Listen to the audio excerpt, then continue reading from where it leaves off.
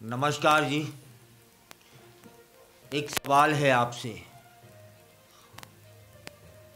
और वही सवाल है जो अक्सर आपके चिंतन में चलता है।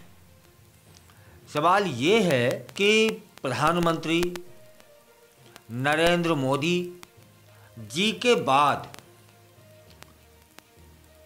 प्रधानमंत्री कौन होगा, या फिर पीएम मोदी के उत्तराधिकारी कौन होंगे। और इसका जवाब दीजिएगा आप। लेकिन यह भी सच है कि ऐसा कोई राज्य नहीं है जहां पर आम से लेकर और खास तक यह विषय चर्चा का विषय ना होता हो। लोग जानना चाहते हैं, और जवाब तो तभी मिलेगा जब पीएम मोदी रिटायर होंगे। लेकिन अंदाजा लगाने से, कयास लगाने से कोई पीछे नहीं हो रहा है।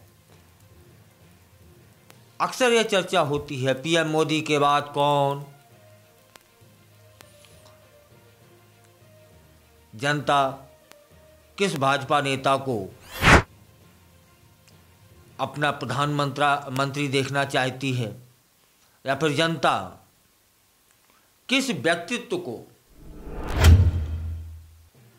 मोदी के उत्तराधिकारी के रूप में देखना चाहती है। इसका कुछ कुछ जवाब भी मिला है। कुछ रिसर्च भी हुई है और कुछ आंकड़े सामने आए हैं।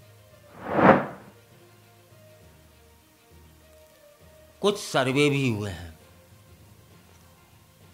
उन सर्वे से काफ़ी हद तक देश की जनता के मूड को समझा जा सकता है। मूड ऑफ द नेशन, ऐसा एक सर्वे हुआ। और 2024 में जब लोगों से जाना गया, पूछा गया कि वे प्रधानमंत्री नरेंद्र मोदी के बाद किसे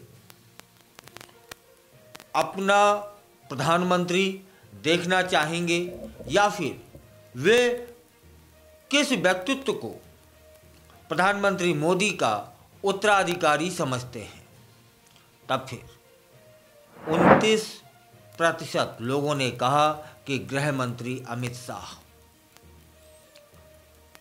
प्रधानमंत्री मोदी के उत्तराधिकारी हो सकते हैं। वहीं 25% लोगों ने उत्तर प्रदेश के मुख्यमंत्री योगी आदित्यनाथ को अपना पसंदीदा नेता बताया।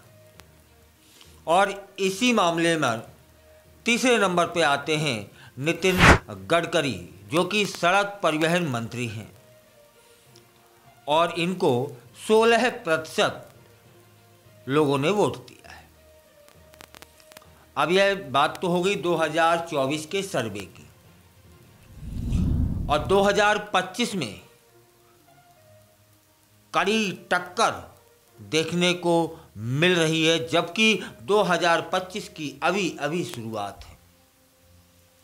2025 के मूड ऑफ द नेशन सर्वे में क्या है?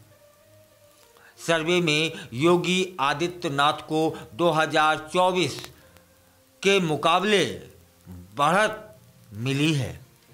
जब लोगों से जाना गया कि नरेंद्र मोदी के बाद किसे अगला प्रधानमंत्री देखना चाहते हैं, तब फिर 26.8% लोगों ने कहा कि गृह मंत्री अमित शाह उनकी पसंद है।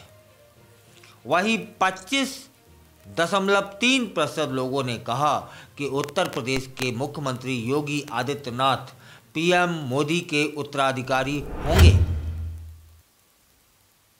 मतलब 2024 के मुकाबले 2025 में योगी की लोकप्रियता जबरदस्त तरीके से बढ़ी है, यह देखने को मिला है। आप आंकड़ों को समझ सकते हैं कि 2024 के मुकाबले 2025 में सिर्फ एक साल में ही योगी की लोकप्रियता में बढ़ोतरी दर्ज हुई है। पिछली बार के मुकाबले इस बार अमित शाह योगी से सिर्फ 1% आगे चल रहे हैं, जबकि पिछली बार यह आंकड़ा 4% था। मतलब जब 2024 का सर्वे हुआ तब योगी से 4% आगे चल रहे थे अमित शाह, और 2025 के सर्वे में मात्र 1% आगे रह गए हैं, और यह 2025 की शुरुआत है। मतलब 2024 के मुकाबले 2025 में एक तरह से पीछा कर लिया है योगी ने शाह का, और इसी दौरान योगी की लोकप्रियता बहुत तेजी से बढ़ी। तब फिर यह समझा जा रहा है कि ये जिस रफ्तार से योगी की लोकप्रियता बढ़ रही है, तब फिर अमित शाह को कुछ समय में वे पीछे छोड़ सकते हैं। जब पीछे छोड़ सकते हैं तब फिर यदि पीछे छोड़ दिया तो स्पष्ट हो जाएगा कि मोदी के उत्तराधिकारी के रूप में योगी का नाम प्रमुखता से होगा। फिलहाल 1% पीछे चल रहे हैं योगी शाह से, लेकिन इसमें कोई दो राह नहीं है कि लोकप्रियता के स्तर पर योगी का कद बढ़ा है, और महाकुंभ भी उन्होंने ठीक ठाक तरीके से उसमें व्यवस्थाएं की हैं।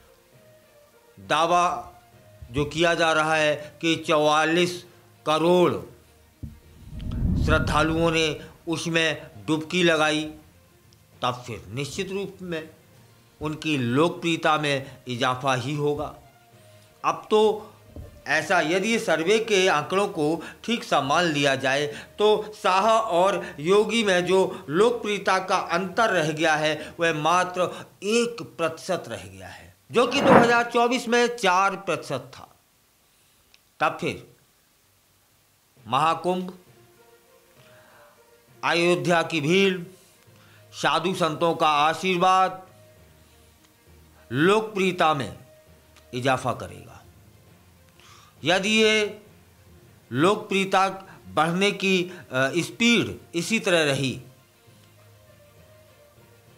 तब फिर बिल्कुल कहा जा सकता है कि 2024 में 4% अंतर था और 2025 की शुरुआत में 1% रह गया, तब फिर 2025 के आखिरी तक ऐसा भी हो सकता है कि योगी शाह को पछाड़ते हुए 2-3% आगे निकल जाए।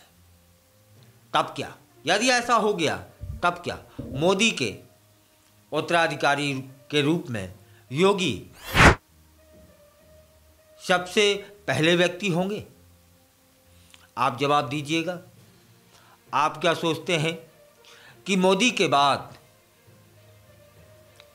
आप किस भाजपा नेता को प्रधानमंत्री के रूप में देखना चाहेंगे, और आप किस भाजपा नेता को मोदी के उत्तराधिकारी के रूप में देखना चाहेंगे?